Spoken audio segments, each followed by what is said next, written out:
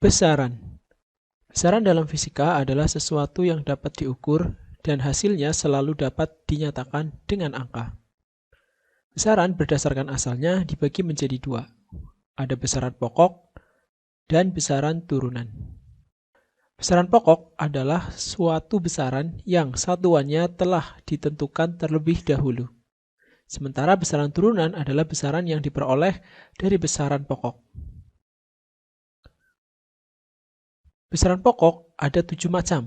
Pertama ada jumlah zat, intensitas cahaya, waktu, arus listrik, suhu, massa, dan panjang. Di sini saya sudah merubah warna merah di huruf depannya. Kalau dibaca ini menjadi jiwa SMP. Nah, ini adalah singkatan untuk mempermudah menghafal contoh-contoh dari besaran pokok. Satuan dari besaran pokok untuk jumlah zat adalah mol, intensitas cahaya adalah kandela, waktu adalah second, arus listrik ampere, suhu Kelvin, massa kilogram, panjang meter. Nah, besaran pokok juga memiliki dimensi. Dimensi untuk jumlah zat adalah N, intensitas cahaya C, waktu T, arus listrik I, suhu θ, massa M, dan panjang adalah L. Yang sering keluar di sini ada 3, biasanya waktu, time, ya singkatannya, maka dimensinya T, massa itu mass, dimensinya M, panjang length, ini dalam bahasa Inggris dimensinya adalah L. Atau bisa dihafalin juga NJTI, θ, ml. Itu untuk dimensi besaran pokok. Besaran turunan contohnya sangat banyak. Jadi selain besaran pokok, besaran-besaran lain disebut sebagai besaran turunan. Di sini saya contohkan beberapa saja. Ada luas, volume, kecepatan, percepatan, gaya, usaha, energi, dan massa jenis. Untuk satuan luas ada meter persegi, volume meter kubik, kecepatan meter per second, percepatan meter per second kuadrat, gaya Newton, usaha joule, energi joule, dan massa jenis kilogram per meter kubik. Nah, khusus untuk dimensi besaran turunan, kita bahas tersendiri. Nah, untuk mencari dimensi besaran turunan ada 2 cara.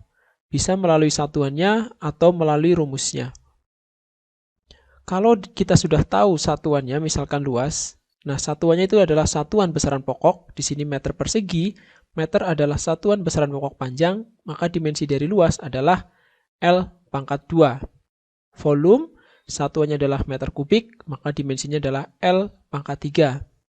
Kecepatan, satuannya meter per second, meter ada dimensinya L, second adalah waktu, maka dimensinya T, maka L per T, atau bisa ditulis lagi menjadi LT pangkat min 1. Nah, di sini min 1 itu sama kayak pembagian. Kemudian percepatan, dimensinya adalah meter per second kuadrat, maka bisa ditulis dimensi menjadi LT min 2. Min 2 karena di sini dibagi second kuadrat. Nah, kalau dari satuannya kita tidak tahu, kita bisa juga mencarinya dari rumusnya. Contohnya adalah gaya.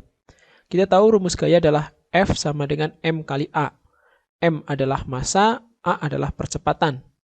Percepatan kita sudah tahu dimensinya LT-2, maka kita tinggal kalikan dengan dimensi massa.